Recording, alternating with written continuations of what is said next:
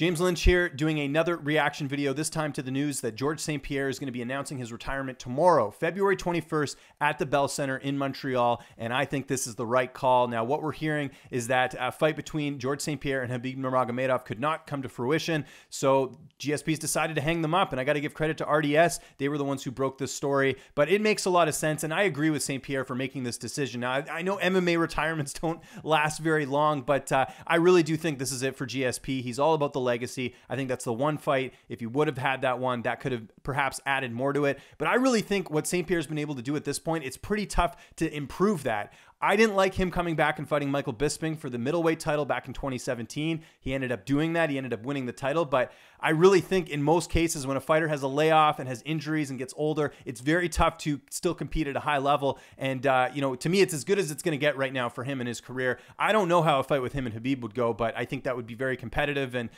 you know, you take the risk of losing. And St-Pierre has had a lot of good decisions in his career. You know, just look to the Johnny Hendricks fight where, you know, arguably he lost that fight, but he ended up getting it on the scorecards. Like, that in itself was a gift. And then he gets the win over Bisping. It's like, you know, it's not going to get any better than this. And I think oftentimes in MMA, we see fighters retire too late. We see them end up like Chuck Liddell, where they take fights and they end up just, you know, getting knocked out and just looking like a shell of their former self. So that's what I want to avoid here with St-Pierre. But let's talk about his career here quickly. Made his MMA debut January 25th, 2002.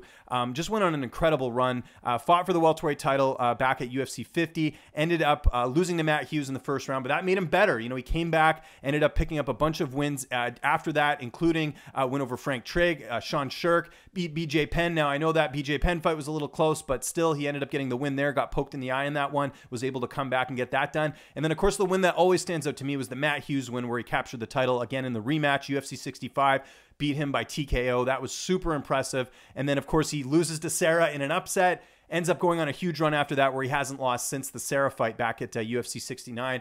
And when we're talking about the greatest of all time, and I don't like that conversation because it's very subjective, but you have to put St-Pierre in that conversation. Look at the opponents he's defeated in his career. I think that's the biggest thing. You know, a lot of people complain about him not finishing fights. You got to look at the resume of who he's beat. You know, Koscheck in his prime. Hughes, he beat him. You know, he beat John Fitch. He beat BJ Penn in the rematch. Thiago Alves at the peak of his career. He beat Dan Hardy. Beat Koscheck again. Beat Jake Shields. Beat Condit after getting kicked in the head, and I forget what round that was, but it was later in the fight. Ends up winning a decision there. Beat Nick Diaz. Again, the Johnny Hendricks fight, very controversial. I probably would have given that to Hendricks, but nonetheless, that was still a very competitive matchup. St-Pierre's got to be up there, and we can't discredit the fact that this guy really put Canada on the map. That's one of the reasons why GSP is so popular. It's funny, if St-Pierre was around now, I don't know if he would be as popular because we see now the entertainment value being so important in selling a fight. But what St-Pierre was able to do for Canada, what he was able to do for French Canadians, it was huge, and we can't understate that. You know, for newer fans, they might not be as familiar with St-Pierre's body of work, but go back and watch what he was able to do. This guy is quite the talent. He's 37 years old.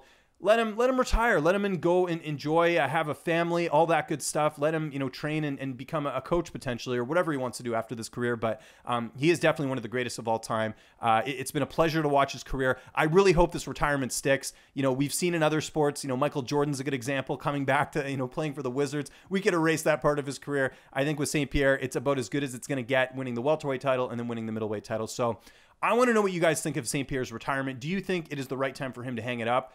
What is your favorite memory of GSP if he does end up retiring for good? Again, I think this will stick. You know, in MMA, we see retirements, you know, come and go, but I really think this is it for St-Pierre, and I think he's making the right decision here. So let me know what you guys think in the comment section below. Follow me on Twitter and on Instagram at Lynch on Sports. Subscribe to this YouTube channel, youtube.com/Lynch on Sports, and there you'll find my interviews, reaction videos, and podcasts, and all that good stuff. So thanks for watching. I'll see you next time.